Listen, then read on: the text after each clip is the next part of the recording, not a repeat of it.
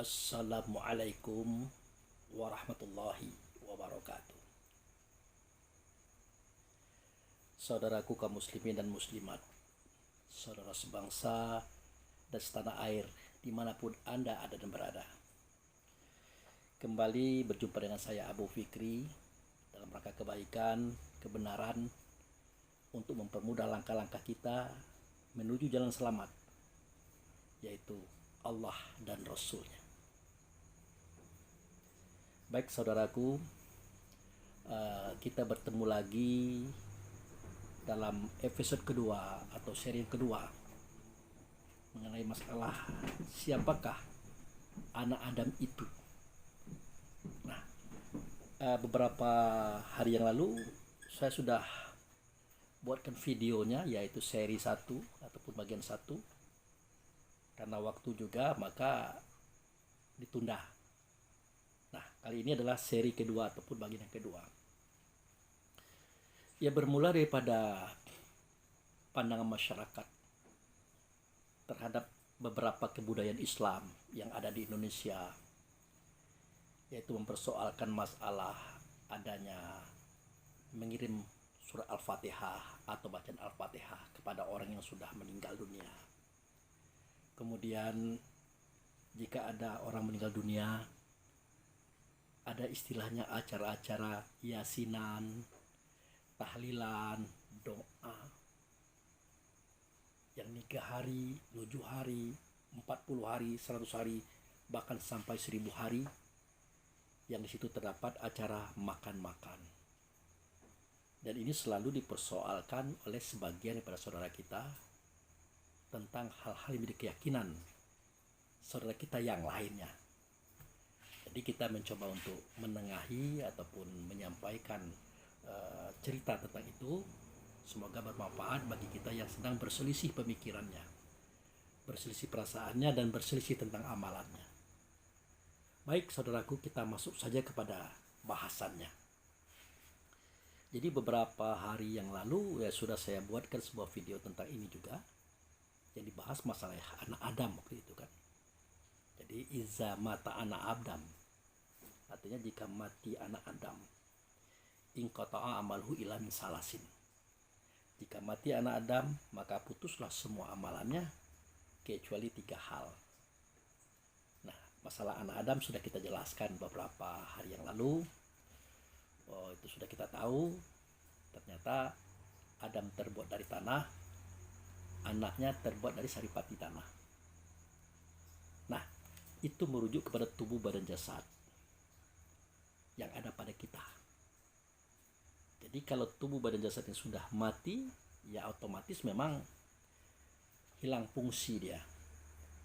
Baik fungsi indrawi atau fungsi daripada pendeteksi kehidupan seperti pendengaran, penglihatan, perasaan, perkataan, pemikiran, ataupun mungkin fungsi aktivitas tubuh. Nah, itu seketika anak Adam itu mati. Nah, kita lanjutkan. Yang akan kita lanjutkan adalah yaitu pada penjelasan berikutnya mengenai ya amalannya putus, tetapi ada 3 hal yang tidak putus. Pertama, sedekah jariyah. Yang kedua, ilmu yang bermanfaat. Yang ketiga, doa anak yang soleh. Jadi iza mata ibnu Adam inqata amaluhu illa min salasin, sadaqatin jariyatin au ilmu yantanfa'u bihi aw waladun yad'ullahu. Nah, jadi kita kupas satu persatu, yaitu amal jariyah. Jadi amal jariyah ini adalah perbuatan kita. Perbuatan kita yang membekas. Sebenarnya perbuatan yang membekas itu ya semuanya membekas. Semuanya meninggalkan atsar. Seperti yang diceritakan pada surat Yasin. Di situ ada kalimat atsaruhum, bekas daripada amalah mereka. Nah, kita masuk kepada amal jariah. Jadi amal jariah itu ya semua perbuatan yang sudah kita lakukan untuk kebaikan dan kebenaran. Mulai dari bentuk suara, kata, perbuatan. Termasuk karya. Jadi suara, kata, perbuatan yang kita lakukan untuk diri kita, keluarga kita, masyarakat kita, dan orang lain, selama itu baik dan benar, bertujuan untuk mendukung gerakan kita, langkah kita menuju Allah dan Rasul, itu sudah bisa dikatakan amal jariah. Nah, tetapi akan lebih tepat lagi ketika amal jariah ini diartikan terhadap karya. Karya itu diantaranya adalah misal kita menulis buku. Nah, setelah kita wafat, buku itu masih ada. Kemudian kita membuat jalan umum maksudnya. Setelah kita wafat, jalan itu masih ada. Kita membangun masjid atau menyumbang masjid. Setelah kita wafat, masjid itu masih ada. Termasuk sumbangan-sumbangan kita kepada masyarakat yang semua itu bermanfaat bagi umum. Itu disebut dengan amal jariah. Adapun yang perlu saya jelaskan di sini adalah beberapa pemahaman secara umum. Misalnya begini, ini saya nyumbang semen 100 sak untuk membangun masjid. Nah, kemudian 3 tahun setelah itu, masjid itu dirombak. Semen yang tadi saya sumbangkan itu dipecahkan dan diganti dengan semen-semen yang lain, keramik-keramik yang lain. Nah, sebagian saudara kita mengatakan amal jariah kita pupus bersamaan dengan hancurnya semen tadi, hancurnya jalan tadi, hancurnya sumbangan secara umum tadi. Kebanyakan saudara kita mengartikan seperti itu. Nah, sekarang saya luruskan. Jawabannya tidak seperti itu. Bahwasanya setiap amaliyah, setiap perbuatan, setiap karya itu dimulai daripada niat. Jadi Allah tidak melihat bendanya, tidak melihat aksi dan reaksinya. Yang Allah lihat itulah niat. Niat kita itu. Isi hati kita itu. Makanya kata Allah, ya melalui Rasul, innallaha la yanzuru suwarikum wala a'malikum walakin Allah yanzuru ma fi qulubikum. Nah, itu. Sesungguhnya Allah tidak melihat bentuk dan rupa kamu, apapun bentuk gaya kamu, pakaian kamu, cara kamu. Dan Allah juga tidak melihat kepada amaliyah kamu, karya kamu, perbuatan kamu. Yang Allah lihat itu adalah hatimu. Isi hati itu niatnya apa? Aksinya apa? Actionnya apa? Adakah dia menuju kepada Allah dan Rasul untuk kebaikan dan kebenaran dan kemaslahatan hidup atau tidak? Ya kalau sudah begitu niatnya, ya susah, selesai itu. Tidak usah kita persoalkan, ini jangan dihancurkan, ini jangan dibuang, nanti amalia saya hilang gara-gara Anda hancurkan semennya, Anda buang tikarnya, karpetnya masjid ini, jangan dibuang. Nah, pemahamannya tidak seperti itu, saudara. Sesungguhnya Allah tidak melihat daripada bentuk dan rupa kita, amaliyah, pekerjaan, serta karya-karya kita. Tetapi yang Allah lihat adalah isi hati kita. Seketika kita berniat untuk melaksanakan amaliyah tersebut, maka silahkan saja. Nah, termasuk di sini juga perlu saya ingatkan kepada kita semua tentang adanya orang minta sumbangan menggunakan celengan ataupun semacam lembaran-lembaran yang tertulis itu. Nah, kita sering berkata begini, oh enggak usahlah ngasih celengan itu, enggak usahlah mengisi donatur itu, nanti kan dihabisi, dipakai oleh mereka yang menjalankan. Nah, kalau kita masih berpikir seperti itu, berarti kontak kita, batin kita belum sampai kepada Allah, masih terbatas kepada orang tadi atau di bawah daripada semua itu. Nah, jadi kalau kita sudah berhubungan dengan Allah dan Rasul tentang suatu amalan, ya tinggal kita isi celengannya, isi donaturnya, berikan sumbangannya. Apapun yang dia lakukan terhadap sumbangan kita, mungkin misalnya dia pakai sendiri, dia gunakan sendiri, dia jadikan itu sebagai alat penipuan, dia silahkan saja. Itu tidak urusan kita. Urusan kita adalah niat di hati kita itu untuk apa. Nah, jadi tidak usah kita bicarakan, tidak usah kita curiga-curiga. Kalau hati kita sudah berniat untuk membantu, menolong, memberikan sumbangan, silahkan. Itu yang penting. Niat kita kepada Allah dan Rasul untuk kebaikan kita menuju Allah dan Rasul itu sendiri. Itulah amal jariah, saudara. Ya, syukur-syukur karya itu abadi, kekal. Misalnya banyak buku-buku yang ditulis oleh para ulama-ulama kita hingga puluhan tahun, bahkan bisa 100 tahun, bahkan lebih. Syukur-syukur bisa seperti itu, termasuk pembangunan, sumbangan-sumbangan yang lainnya. Tapi kalau tidak seperti itu, ya tidak apa-apa. Niat kita sudah tertulis di awal, seketika karya itu mulai kita buat, amal itu mulai kita actionkan. Begitu, saudara. Nah, kemudian yaitu ilmu yang bermanfaat, atau ilmu yang tanfa'u bihi. Jadi kalau anak Adam itu mati kan putus semuanya kecuali 3. Yang pertama sudah saya jelaskan, amal jariah tadi. Sekarang masuk pada ilmu yang bermanfaat. Pertama kali kita harus tahu apa itu ilmu. Ilmu itu di Allah, nyata di Rasul. Artinya Allah tahu. Pengetahuan Allah itu ada di Rasul. Baik kisah awal, kisah akhir, kisah zahir, kisah batin. Nah, di kita ilmu itu ada, tapi bukan ilmu namanya, tapi alimun. Kita tahu awal, kita tahu akhir, kita tahu zahir, kita tahu batin. Kenapa kita tahu? Karena diberitahu oleh Allah dan Rasul.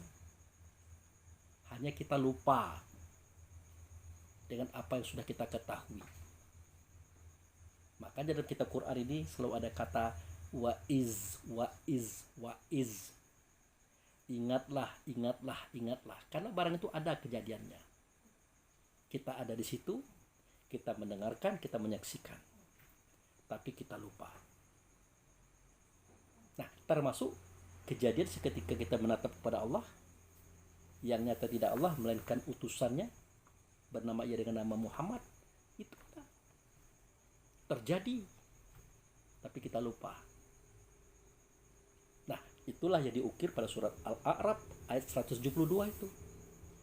Wa iz akaza rabbuka min bani adam min zuhurihim zuriyatahum wa asyhadahum ala anfusahum alastu bi rabbikum qalu bala syahidna atakulu yaumal qiyamah inna kunna an hadzal ghafilin. Ingatlah seketika Tuhannya engkau membangkitkan semua ruh anak Adam,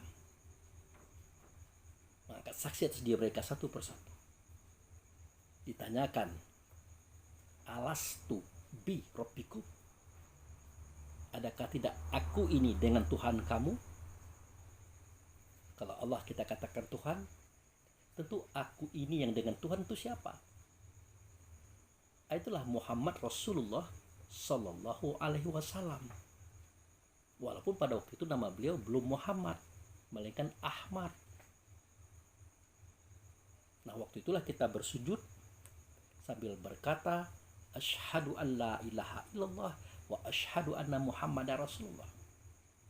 Aku bersaksi tidak ada zat, tidak ada sifat, tidak ada nama, tidak ada perbuatan kecuali Allah lah dianya. Tetapi pada waktu itu yang aku saksikan tidak Allah. melalui utusannya, bernama dia dengan nama Ahmad. Untuk mempermudah paham, bernama dia dengan nama Muhammad. Nah, itulah awal kisah seketika kita menyatakan syahadataini terhadap Allah dan Rasulnya. Nah, itu kita sudah lupa kejadiannya. Makanya di awal ayat itu mengatakan wa iz. Apalagi kisah Adam, Idris, Nuh, Hud, Saleh sampai Isa. Tidak sedikit kata-kata ingatlah. Seperti ingatlah seketika Ibrahim berkata kepada ayahnya, ingatlah seketika Musa berkata kepada Bani Israel, ingatlah. Semua itu diberikan oleh Allah dan Rasul kepada kita. Artinya apa? Kisah mereka para nabi dan Rasul itu kita tahu, tapi kita lupa. Makanya saya katakan awal, akhir, zahir, batin kita tahu karena diberitahu oleh Allah dan Rasul, namun kita lupa. Itu sebabnya kenapa belajar itu menurut saya definisinya adalah mengingat kembali sesuatu yang pernah kita ingat namun kita lupa. Mengingat kembali sesuatu yang pernah kita ingat namun kita lupa. Itulah belajar. Siapa yang rajin belajar, maka dia semakin banyak mengingat apa yang pernah dia ingat sebelumnya. Begitu. Itu makanya kenapa setiap orang itu punya disiplin ilmu berbeda-beda. Tentu tergantung dengan pengalaman-pengalamannya sewaktu itu dulu. Itu saudaraku. Nah, itu yang perlu kita pahami. Yang disebut dengan ilmu di Allah nyata di Rasul di kita namanya alimun. Dia menunjukkan kepada nama diri kita. Alimun itu adalah nama diri kita. Karena kita tahu. Nah, jadi nama-nama kita itu mulai daripada Nur Muhammad. Nah, itu. Seketika kita terpancar ataupun turun daripada Muhammad, nama kita Nur. Seketika kita menyaksikan Allah yang nyata bukan Allah melainkan Muhammad, nama kita mukmin. Seketika kita ditiupkan dalam tubuh, nama kita ruh. Seketika kita terpari di hati, nama kita insan. Seketika kita menampung persoalan hidup kita, nama kita akal. Seketika kita mencari solusi atas apa yang datang kepada kita, nama kita fikir. Seketika kita menimbang manfaat mudarat dari apa yang kita terima, apa yang kita pikirkan, nama kita khayal. Seketika kita mengerti tentang apa yang kita terima, apa yang kita pertimbangkan, maka nama kita adalah paham. Nah, setelah kita paham, kita hendak melaksanakan eksekusi atas apa yang kita terima, yang kita pikirkan, kita timbang tadi, maka nama kita adalah alimun atau ilmu tadi. Jadi itu yang perlu kita ketahui terlebih dahulu. Nah, masuk kita kepada ilmu yang bermanfaat. Ilmu yang bermanfaat itu dimulai dari adanya kita mengulang kembali, mengingat kembali sesuatu yang sudah pernah kita ingat tapi kita lupa. Apa dianya? Dianya ada 9. Pertama, siapa Allah? Siapa Tuhan? Kedua, siapa Rasul? Siapa Nabi? Ketiga, siapa diri? Siapa diri sebenarnya diri? Keempat, kita dari mana? Sedang di mana? Tidak kemana.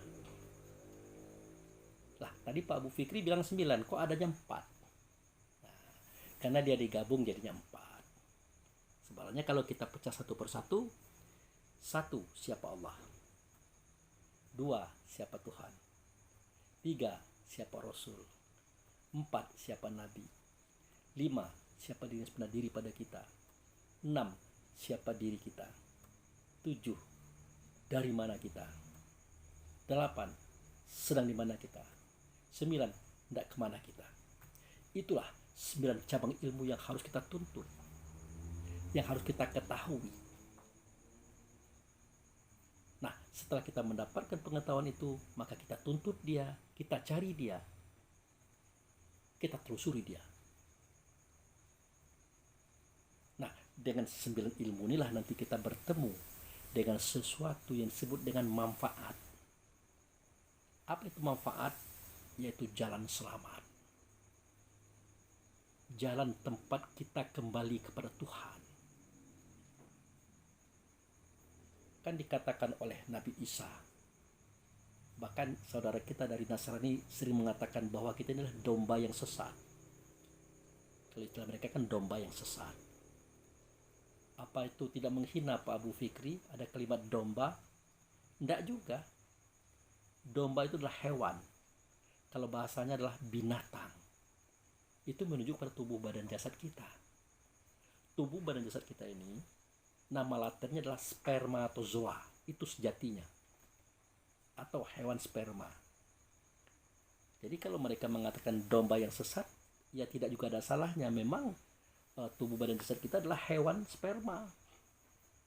Tetapi yang ada dalam tubuh itu tidak bisa dikatakan domba. Tidak bisa dikatakan hewan sperma. Dia agung dan mulia, dia tinggi. Nah, dia itulah sebenarnya yang sesat.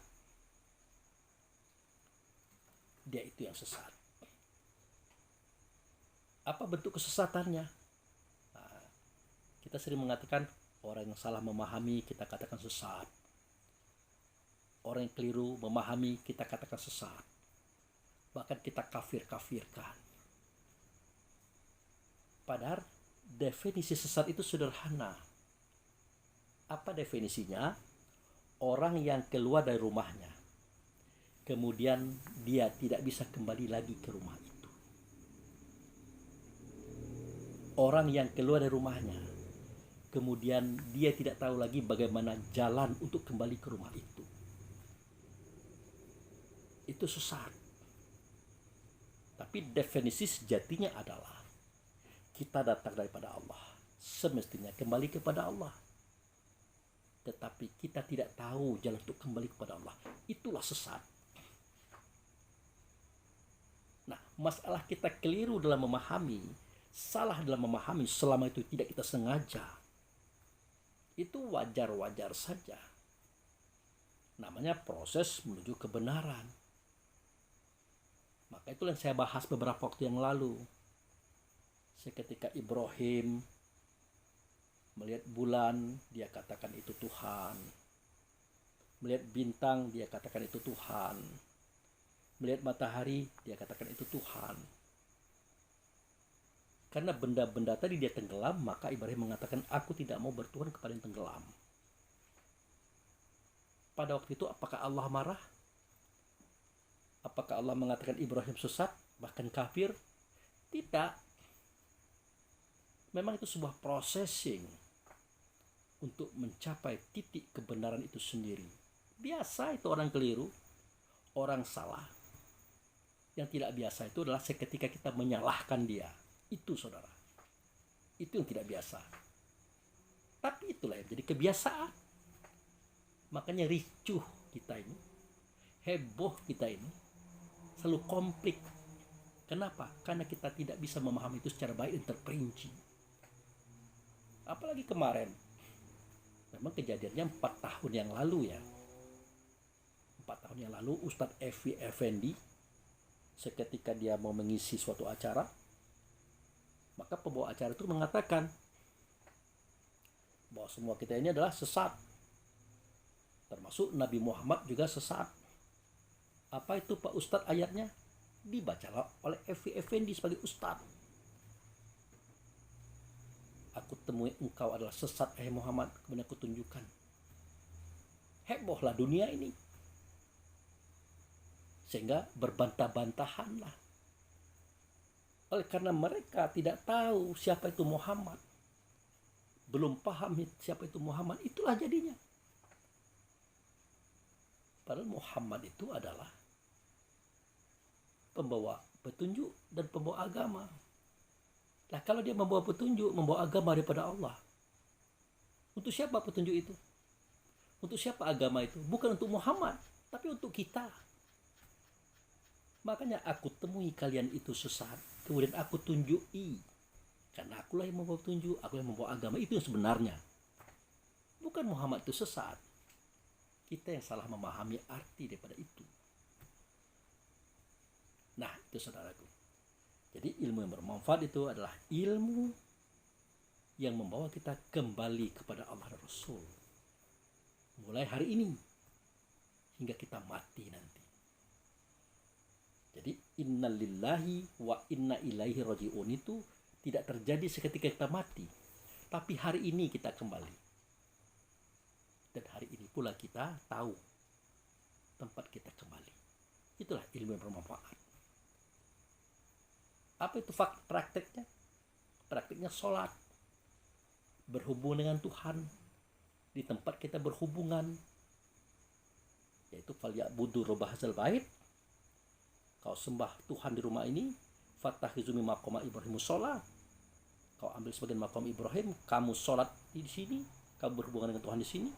Disinilah kamu berdiri, ruku, i'tidal, sujud. Disinilah kamu takbir, disinilah kamu salam, disinilah kamu menyatakan rasa dirimu kepada Tuhan. Secara syariat. Bayangkan, masih dianggap syariat. Padahal dari sini kita membayangkan Ka'bah itu, mengingat maqam Ibrahim itu. Hakikatnya di mana? Di tempat sujud yang mulia di dalam Baitullah hakikat, saudara.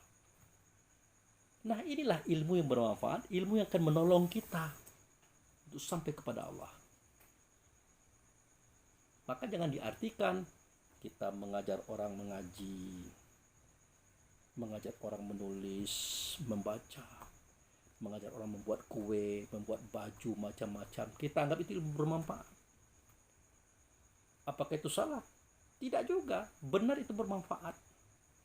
Tetapi bermanfaat untuk mendukung kita mencapai ilmu yang paling bermanfaat, yaitu ilmu yang mengembalikan kita kepada Tuhan. Nah, itu. Jadi jangan perlu disalahkan. Ustadz mengatakan seketika kita mengajar orang ngaji, mengajar orang membaca, menulis, mengajar membuat ini. Jangan perlu kita katakan bukan ilmu yang bermanfaat. Ilmu itu bermanfaat. Cuma harus jelas manfaatnya adalah untuk mendukung kita mencapai ilmu yang sangat bermanfaat. Ilmu yang mengantarkan kita untuk mengenal Allah, mengenal Rasul, menyampaikan kita kepada Allah dan Rasul di tempat pertemuan dengan Tuhan. Itulah ilmu yang bermanfaat, saudara. Dia ada dalam sholat. Begitu. Kemudian yang ketiga adalah doa anak yang soleh. Nah, itu. Doa anak yang soleh. Nah, di sini kan pernah kita dengar itu orang bertengkar. Bapak mau kemana? Mau ke rumah si Fulan. Ngapain? Tidak berdoa. Buat apa? Ya bapaknya kan meninggal. Dia mengundang kita doa 3 hari, doa 7 hari, doa 40 hari, 100 hari, 1000 hari. Kita persoalkan itu. Nah, kita persoalkan itu. Bahkan kita katakan pula, enggak perlu itu. Doa kita itu tidak akan sampai kepada Allah jika itu untuk dia yang sudah mati. Hanya anaknya saja yang bisa menyampaikan doa itu. Itu pun anak yang soleh, bukan kita. Nah, hal sedemikian tidak perlu kita marah, tidak perlu kita tersinggung, tidak perlu kita salahkan itu. Dari cara dia berkata-kata tadi, bisa kita tangkap pemahamannya, bisa kita ketahui levelnya. Artinya tidak perlu dilawan, tidak perlu berbantah-bantahan dengan orang seperti itu. Lah, kalau memang begitu pengertiannya, kita tidak usah mendoakan orang yang sudah mati. Ya, mulai dari besok kalau ada yang mati, kalau ada yang meninggal dunia, tidak usah kita sholatkan. Kenapa? Karena di dalam sholat itu semuanya doa. Takbir 4 kali, di dalamnya Al-Fatihah. Selanjutnya kan doa, salawat, doa. Nah, kalau memang tidak boleh kita mendoakan orang lain selain pada orang tua kita, otomatis mulai besok sholat jenazah kita tutup. Nah, karena itu bukan begitu pengertiannya, maka sholat jenazah itu, doa di rumah-rumah itu, 3 hari, 7 hari, 40 hari, 100 hari, 1000 hari, itu silahkan saja, tidak apa-apa. Tidak usah dipersoalkan 3, 7, 40, 100, 1000 itu. Kalau dia mampu setiap hari ya silakan. Itu haknya mereka. Jangan kita persoalkan angka-angka hari itu. Jangan kita katakan Nabi Muhammad tidak mengajarkan. Ada Nabi Muhammad mengajarkan. Doakan kedua orang tuamu. Bahkan doa kita itu tidak akan dikabulkan oleh Allah tanpa ada doa untuk kedua orang tua. Mengenai masalah berapa kali kita mendoakan orang tua, itu terserah kita. Yang pasti setiap kita berdoa kepada Allah harus mendoakan kedua orang tua.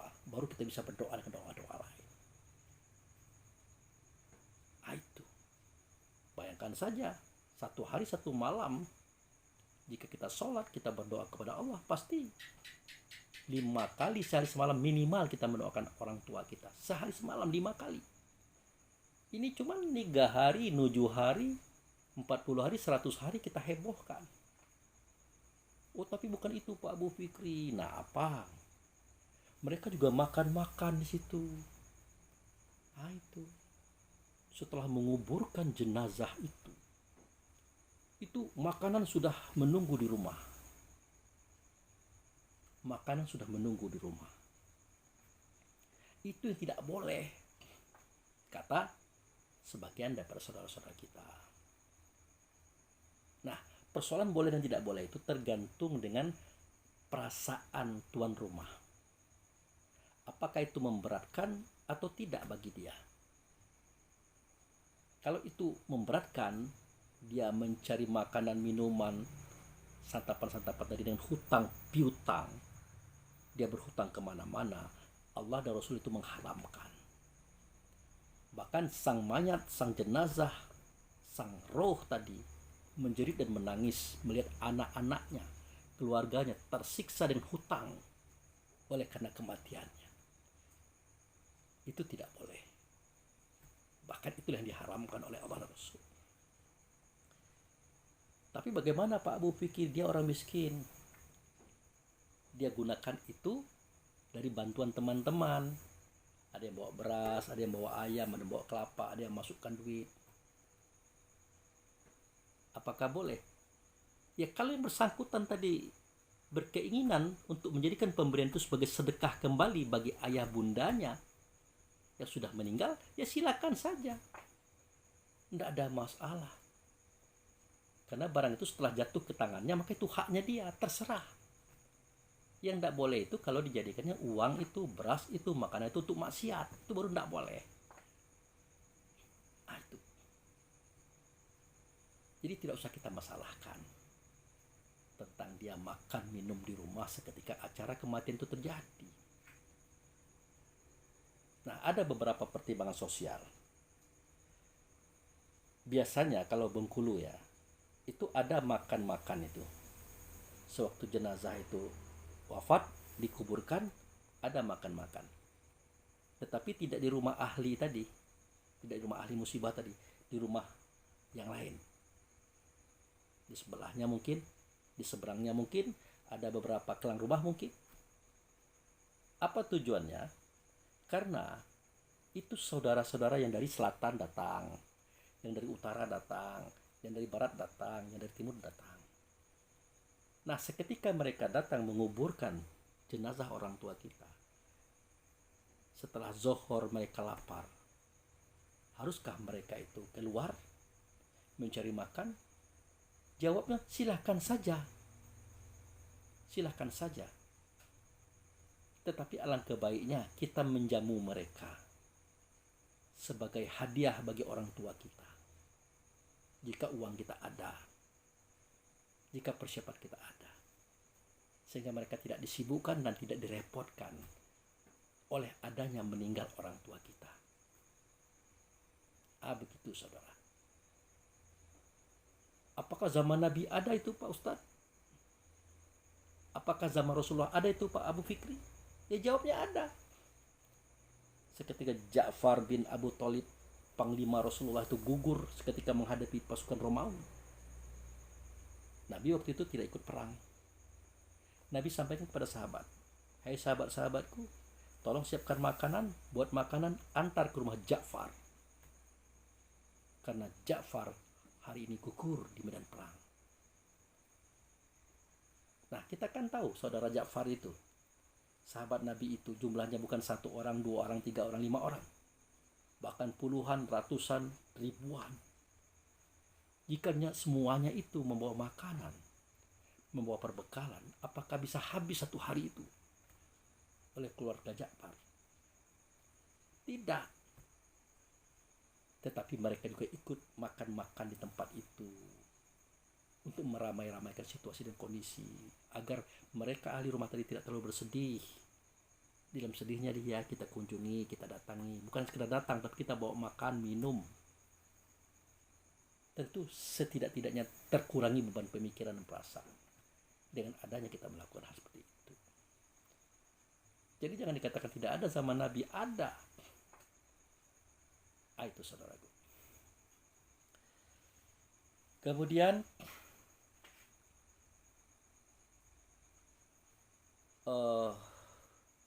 kembali kita kepada doa anak yang soleh tadi. Jadi doa anak yang soleh tadi adalah doa anak yang sholat. Ya, dia kan 3 tuh. Amal jariah, ilmu bermanfaat, doa anak yang soleh. Nah, doa anak yang soleh itu maksudnya doa anak yang sholat. Yang sholatnya benar. Yang menyembah di rumah itu, yang mengambil sebagai makam Ibrahim dalam sholatnya, yang dia tidak kemana-mana, yang dia tidak ngalor ngidul. Nah, doa anak inilah yang akan sampai. Baik itu anak biologis daripada orang tua itu, ataupun anak-anak Muhammad yang alam dada kita masing-masing, yaitu roh kita. Jadi Rasul kan pernah mengatakan tuh, "Ana abaul arwah wa Adam abaul bashar." Aku adalah bapak roh, Adam itu adalah bapak tubuh. Nah itu. Maka dibenarkan oleh Allah dan Rasul pada kitab Quran. Wa walidi wa mawalad, demi bapak, demi anak, demi ayah, demi anak. Ayah yang bagaimana? Bapak yang bagaimana? Anak yang bagaimana? Ya anak turunan. Bukan keturunan, anak turunan. Kalau turunan ada bapaknya, ada asalnya, tapi tidak ada ibunya. Nah, kalau keturunan ada bapaknya, ada ibunya, ada ayahnya, ada emaknya. Nah, ini adalah anak turunan. Jadi doa yang akan sampai kepada yang meninggalkan dunia tadi adalah doa anak yang soleh, doa anak yang sholat. Baik itu anaknya dia secara biologis ataupun anak-anaknya Muhammad, yaitu roh kita masing-masing. Makanya seketika orang tua kita meninggal, kita tidak mungkin kita akan memilah-milah, oh kamu tidak tahu kaji, tidak tahu itu mana itu Baitullah, di mana tempat bertemu dengan Tuhan, kamu tidak usah ikut. Tidak boleh begitu. Silahkan saja siapa yang mau datang. Silahkan saja yang mau menyolatkan, mendoakan orang tua kita dalam sholat. Tetapi tetap harus ada inisiatif kita mencari orang-orang yang mengerti di mana tempat pertemuan dengan Tuhan, di mana tempat berdoa dengan Tuhan. Harus begitu. Kenapa? Karena dijanjikan oleh Allah dan Rasul, doa yang sampai hanya doa anak yang soleh, anak yang sholat, sholatnya benar seperti yang Allah ajarkan pada kitab Quran. Itu saudaraku. Nah, kita lanjutkan kepada pemahaman yang lain. Jadi sudah jelas nih, masalah anak Adam, jika dia mati, putuslah amaliyahnya, perbuatannya, karyanya. Karena anak Adam itulah batang tubuh kita masing-masing. Kecuali sedekah jariah, ilmu yang bermanfaat, anak yang soleh mendoakan. Jadi ini menunjukkan kepada perbuatan ruh. Kepada perbuatan ruh, tidak pada perbuatan tubuh. Kalau tubuh sudah selesai, artinya dia tetap mengalir dan bergerak menuju kita sebagai orang yang menjadikan amal itu ada. Oke. Nah, sekarang kita masuk pada hal-hal yang lain. Apa itu hal-hal yang lain? Pertama, mengirim Al-Fatihah untuk orang yang sudah kembali ke hadiratnya Allah. Ini ada yang mengatakan tidak benar, tidak akan sampai. Nah, saya jelaskan sedikit kepada kita semua. Mengapa kita katakan tidak akan sampai? Apakah kita sudah tahu? Buktinya kata Abdul Somad, seketika kita mengirimkan Al-Fatihah kepada orang yang sudah meninggal dunia, kan tidak kembali lagi dia kepada kita. Dia guyon waktu itu, tapi logikanya masuk. Ada orang meninggal dunia, kita kirimkan Al-Fatihah. Semenjak kita mengirimkan Al-Fatihah itu, kan tidak ada kembali lagi Al-Fatihah itu kepada kita. Itu dia guyon, tapi logikanya masuk. Tetapi yang berdalil, yang dalil itu tidak bisa kita bantah, adalah ketika kita mau sholat jenazah. Perhatikan niat sholat jenazah. Bunyinya adalah usolli fadu khifayatu ala hazal mait ismuhu Abu Fikri misalnya. Menyengaja aku akan sholat atas mayat ini bernama Abu Fikri. Jadi sholat itu adalah untuk Abu Fikri. Nah, kita bedah isinya. Takbir pertama, Al-Fatihah. Nah, ada Al-Fatihah di situ. Takbir kedua, sholawat. Takbir ketiga, doa. Takbir keempat, doa. Kan ada Al-Fatihah di situ. Umul kitab. Emaknya kitab, emaknya surat, emaknya ayat-ayat. Itu sudah emaknya betul loh. Bagaimana Pak Abu kalau kami membaca surat-surat lain, Al-Baqarah, Ali Imran, Al-Maidah, sehingga pada malam-malam hari di rumah itu penuh dengan orang baca kitab Quran? Apakah itu sampai? Ya emaknya saja sudah kita kirimkan sampai, apalagi anak-anaknya tentu ikut dia. Sampai saudaraku, akan ada manfaatnya bagi mereka yang ada di sana, sesuai dengan niat kita masing-masing. Selanjutnya, jangan pula kita mudah mengatakan kata bid'ah terhadap amaliyah orang lain. Kenapa sedemikian? Kita sendiri kadang-kadang mendefinisikan bid'ah itu masih banyak kelirunya. Contoh begini, al-bid'atu dolalah, ad-dolalah finnari. Kan begitu Nabi Muhammad mengatakan. Kamu melakukan perbuatan yang tidak pernah aku buat, kata Nabi. Nah, perbuatan itu menuju kepada kesesatan. Tentu neraka tempat kamu. Nah, seakan-akan Nabi itu mengatakan kata begitu. Jadi segala sesuatu yang kita buat yang tidak pernah dibuat oleh Nabi, jika itu membawa kita kepada kesesatan, itulah yang bid'ah tadi.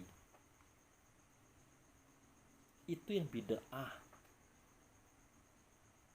Kalau perbuatan yang tidak pernah dibuat oleh Nabi tadi kita lakukan, dia membawa kita kepada kesesatan. Namun sebaliknya, perbuatan yang tidak pernah dibuat oleh Nabi, kita lakukan dia, kita buat dia, kita jadikan amalan dia, tetapi dia tidak menyesatkan, bahkan memberikan manfaat, kebaikan di dalam kebersamaan kita dengan masyarakat. Nah, itu tidak bisa kita katakan bid'ah, saudara. Karena dia tidak membawa kepada kesesatan. Nah, ini saya berikan satu contoh. Bahwasanya Rasulullah itu kalau menerima wahyu, selalu saja wahyu-wahyu itu disampaikan kepada sahabat.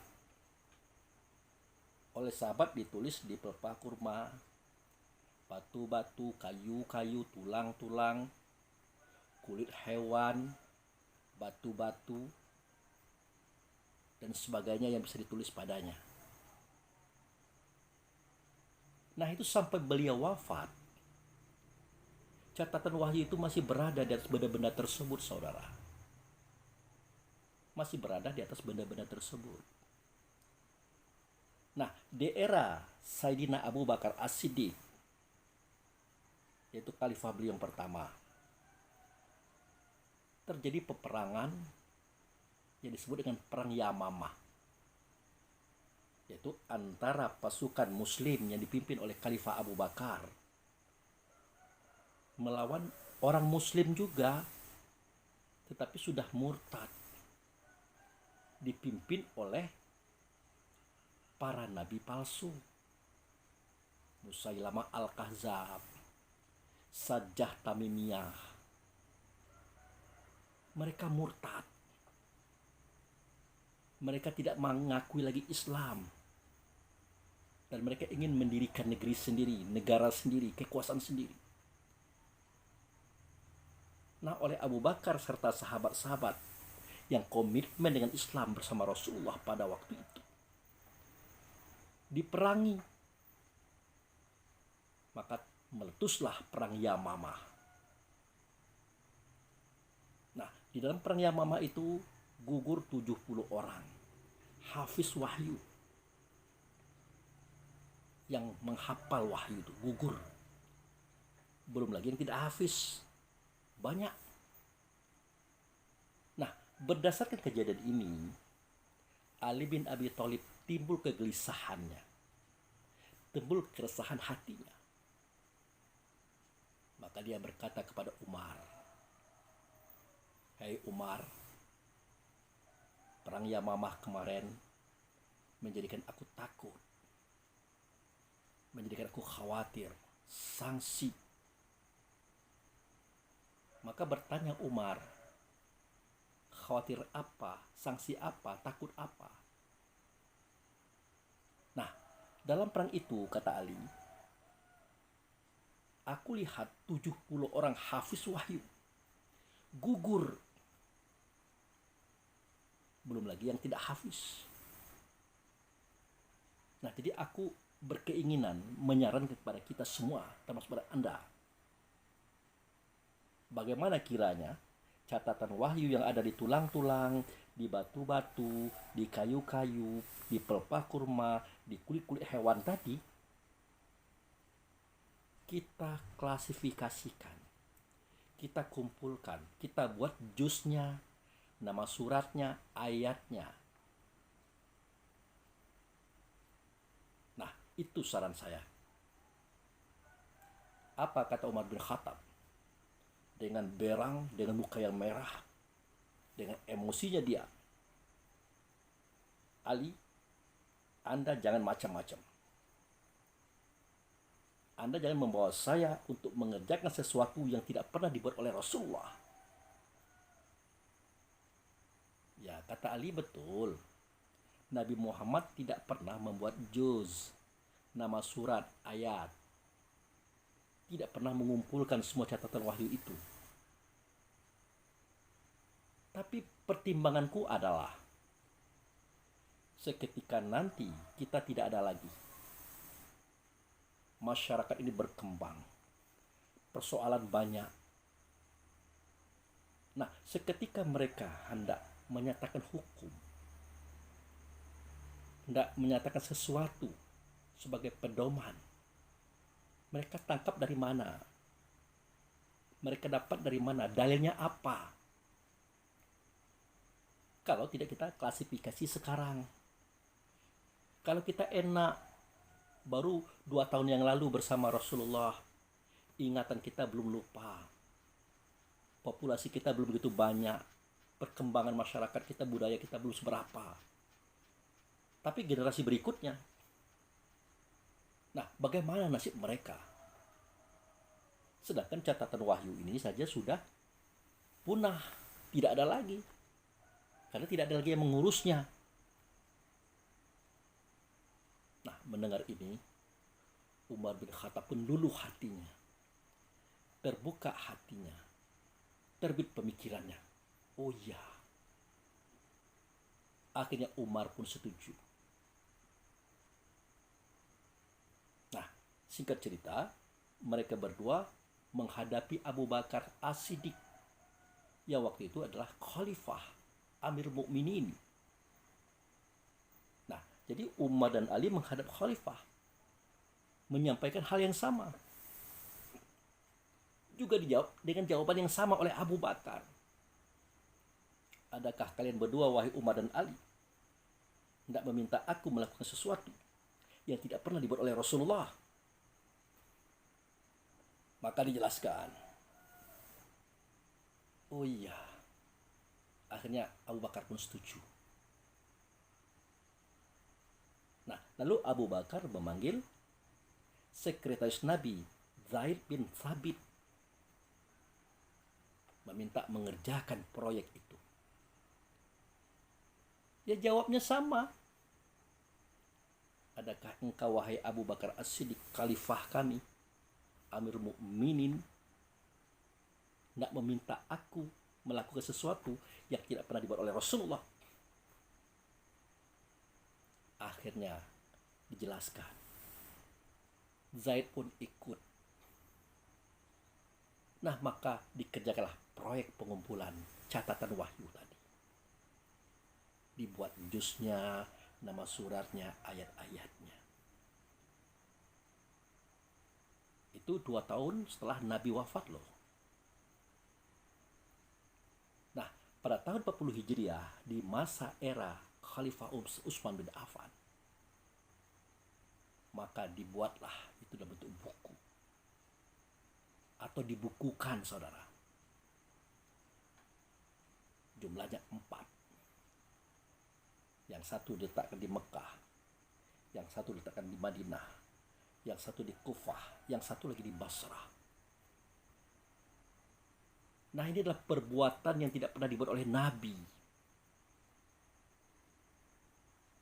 Dan sejarah menyatakan pernyataan ketiga orang tadi, mulai daripada Umar, Abu Bakar, Zaid. Adakah Anda hendak meminta saya, memerintahkan saya melakukan sesuatu yang tidak pernah dibuat oleh Nabi? Kan jelas kalimat ini. Akhirnya mereka lakukan. Mereka buat. Nah, kenapa mereka lakukan? Kenapa mereka buat? Karena tidak membawa kepada kesesatan. Bahkan membawa kepada kemanfaatan. Dan manfaat itu kita rasakan hari ini, saudara. Kita sudah punya kitab Quran di depan kita. Kita bisa baca, kita bisa teliti, kita cari dalil di sini. Kita jadikan dia sebagai bahan dasar-dasar pemikiran. Tak satu pun ustadz, ustazah di seluruh dunia ini kalau berbicara selalu menggunakan isi pada kitab Quran ini sebagai dalilnya. Bahkan menjadi dalil nomor 1. Nah, ini yang saya maksud. Anda jangan gampang saja mengatakan bahwa amaliyah seseorang atau sekelompok orang itu bid'ah. Benar itu kalimatnya, benar itu hadisnya. Barang siapa yang melakukan perbuatan yang tidak pernah dibuat oleh Rasulullah, dia membawa kepada kesesatan, neraka tempatnya. Itulah bid'ah. Tetapi seketika dia memberikan kepada manfaat, meskipun itu tidak dibuat oleh Nabi sewaktu beliau hidup, kita tidak boleh mendefinisikan itu bid'ah. Tidak boleh, selama dia membawa kepada kemanfaatan. Akhirnya muncul pula kalimat yang mengatakan, oh ini bid'ah yang baik. Kalau yang sesat itu bid'ah yang tidak baik. Yang bid'ah ya tetap bid'ah. Karena definisi bid'ah itu adalah suatu perbuatan yang tidak pernah dibuat oleh Nabi. Dia membawa kepada kesesatan. Itulah neraka tempatnya. Jadi tidak ada yang baiknya itu. Buruk itu. Jangan dicampur-campur. Jangan diaduk-aduk. Nah, begitu maksud saya. Nah, kemudian saudara-saudaraku, kita masuk kepada amaliyah yang lain, seperti membaca surat Yasin, seperti tahlilan, ya, seperti doa 3 hari, 7 hari, 40 hari, 100 hari, dan seterusnya. Nah, terutama yasinan.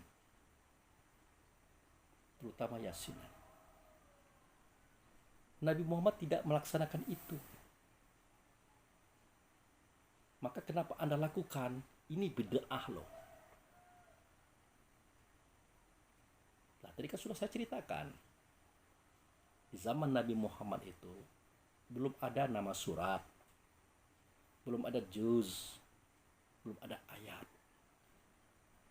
Otomatis surat Yasin ini belum ada. Tapi redaksinya sudah.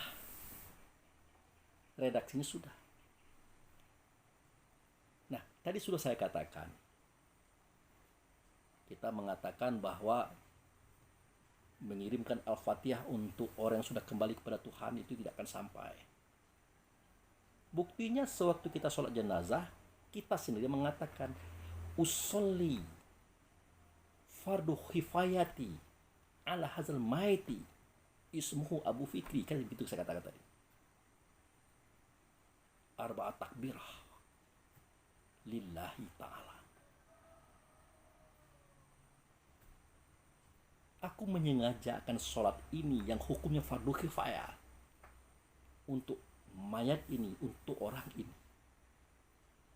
4 takbir. Takbir pertama itu adalah Al-Fatihah. Takbir kedua adalah sholawat. Takbir ketiga adalah doa. Takbir keempat juga doa. Ada Al-Fatihah di sana untuk si mayat. Kalau memang tidak sampai, kalau memang tidak bermanfaat, untuk apa Allah dan Rasul mengadakan itu? Dan saya katakan pula, Al-Fatihah itu adalah umul Quran, umul kitab, umul ayat. Bagaimana jika yang lain suratnya kita pakai, dibaca seketika acara-acara yang ada di rumah itu? Kita alamatkan kepada yang bersangkutan yang sudah kembali kepada Tuhan. Ya sama hukumnya. Sampailah. Kenapa tidak sampai? Dengan catatan niat kita ikhlas. Untuk memberikan keterangan dalam jiwa dan hati kita juga. Di dalam kondisi kuburnya beliau. Beliau yang kembali kepada Tuhan tadi. Jadi tidak perlu dipersoalkan. Kenapa Yasin melulu? Itu urusan orang. Terserah mau apa dia baca, itu tidak masalah. Yang penting kita pertanyakan kenapa kita menanyakan itu. Begitu saudara. Kemudian yang selanjutnya ada tahlil. Tahlil juga tidak pernah dibuat oleh Nabi. Tidak pernah diajarkan oleh Nabi. Nah, seketika ditanyakan, apakah Anda menyimpan buku Yasin Tahlil? Oh, maaf sajalah menyimpan buku itu. Nah, kalau sudah seperti ini, sudah selesai urusannya. Anda tidak akan paham. Ternyata setelah kita buka isi pada tahlilan itu, walaupun tahlil itu pengertiannya adalah ucapan la ilaha illallah ya, tidak mungkin tidak diajarkan oleh Nabi itu. Isinya adalah 1. Al-Fatihah, 2. Qul huwallah, 3. Qul a'udzu birabbil falaq, 4. Qul a'udzu birabbin nas, 5. Alif lam mim zalikal kitabu la raiba fihi hudal muttaqin. Seterusnya ayat kursi dan akhir surah Al-Baqarah. Di situ ada sholawat, ada istighfar, ada doa. Yang mana yang dilarang? Yang mana yang tidak diajarkan oleh Rasulullah? Semuanya diajarkan oleh Rasulullah, semuanya dianjurkan oleh Rasulullah. Hanya bagi Kiai Haji Hashim Asy'ari, pendiri Nahdlatul Ulama, orang tua kita, Yasin Tahlil ini disusun dengan baik dan selalu dibaca dalam acara-acara jika ada kematian, jika ada kenduri, jika ada acara-acara yang lain. Untuk apa? Meredam situasi sosial pada waktu itu. Kita tidak tahu di zaman beliau dulu, di Tebu Ireng itu, kalau ada orang meninggal, wah suaranya orang gemuruh, bercerita macam-macam. Ada yang menanyakan bagaimana janda sebelah rumahmu, ada yang menanyakan ayam jago yang kemarin sudah kamu jual atau tidak. Ada yang minum-minum, ada yang macam-macam. Nah, oleh beliau disusunlah suatu tatanan agar mereka itu bisa dibawa kepada baik, kepada benar, tidak bikin risuk, tidak bikin kisruh. Nah, terbentuklah yasinan tahlilan ini beserta doa-doanya. Nah, sejak saat itu aman dan nyamanlah situasi itu. Jangankan untuk ngomong yang macam-macam, enggak pakai peci saja malu mereka hadir. Enggak pakai peci. Nah, ini suatu perbuatan yang tidak pernah dibuat oleh Nabi. Tidak dia membawa kepada kesesatan, tapi membawa kepada manfaat. Jangan itu dikatakan bid'ah. Bid'ah itu kan definisinya sudah ada dibikin oleh Nabi. Al bid'atu dolalah, ad-dolalah finnar. Kan jelas itu. Artinya bid'ah itu kamu melakukan sesuatu yang tidak pernah dibuat oleh Nabi, kata Rasul. Dan itu sesat. Maka nerakalah tempatnya. Saya tidak usah uraikan kesesatan kita buat. Jika itu ada, Anda pasti mengerti maksudnya. Nah, begitu saudaraku. Jadi kita jangan cepat mengartikan ini dan itu dan sebagainya tadi. Nah, semoga saja kajian tentang Iza mata ibnu Adam inqata'a ini dapat kita pahami dengan baik. Tapi lebih saya tekankan lagi mengenai masalah makan tadi ya. Doa 3 hari, 7 hari, 40 hari, 100 hari, 1000 hari. Itu jika mereka mau melakukan itu setiap hari, kalau dia mampu silahkan saja. Karena dia mengundang orang banyak itu untuk mendoakan ayah bundanya yang sudah kembali ke hadirnya Allah. Tentu kalau dia memberikan air minum, kue, bahkan makan sekalipun, jika dia mampu silahkan saja, itu sedekah namanya. Bahkan termasuk amal jariah daripada orang yang meninggal tadi. Nah, kan saya katakan, amal jariah itu kan karya yang ditinggalkan yang masih ada seketika dia sudah meninggal. Nah, anak ini, putra dan putri ini, kan karyanya mereka berdua, suami istri. Nah, dari anak ini lahirlah kegiatan yang namanya doa bersama untuk ayah bunda. 3 hari, 7 hari, 40 hari, 100 hari, 1000 hari, dan seterusnya. Nah, dari anak ini karena rezekinya ada, dia berikan sedekah kepada orang-orang yang mendoakan orang tuanya. Biar lebih berkah lagi, biar lebih diridhoi oleh Allah lagi. Nah, inilah keterangannya tentang Bani Adam dari saudaraku. Jika mati anak Adam, maka putuslah semua amalannya kecuali 3. Pertama, sedekah jariah, urainya sudah. Ilmu yang bermanfaat, urainya sudah. Anak yang soleh yang mendoakannya, urainya sudah. Semoga kita dapat menampung, menerima semua informasi ini dengan hati yang lapang, dengan rasa yang baik, dan jadikan ini sebagai bahan pertimbangan, bukan keputusan saudara. Oke, demikian, terima kasih. Wabillahi taufiq wal hidayah. Assalamualaikum warahmatullahi wabarakatuh.